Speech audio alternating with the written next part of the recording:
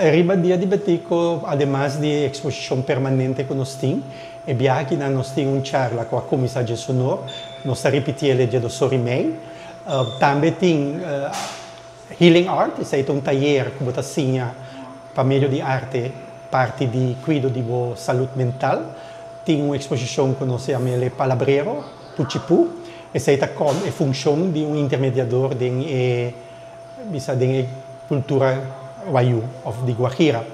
Naturalmente, nós temos algo de comer e beber também, que é criollo, e nós temos diferentes documentários que a pessoa não pode tomar nota de gele. A charla trata de Santana na Santa Cruz 35, que é de Santana único da região do Caribe no mundo, da onde que você tem a prova de intercâmbio entre a colonização europeia e a cultura indígena indiana. Para Muchanan especificamente, é parte de arte, é algo que nós fazemos especialmente para Muchanan, mas também é grande por tomar nota. E é lugar de tal maneira que Muchanan pode andar livremente e também experienciar o objeto e o vídeo que nós temos. Claro, tu rende a bom pedir, a entrada é grátis, nós está apreciando se está desejando fazer uma donação, mas tu rende a bom pedir e sempre todo dia o museu está aberto, o público está bom pedir.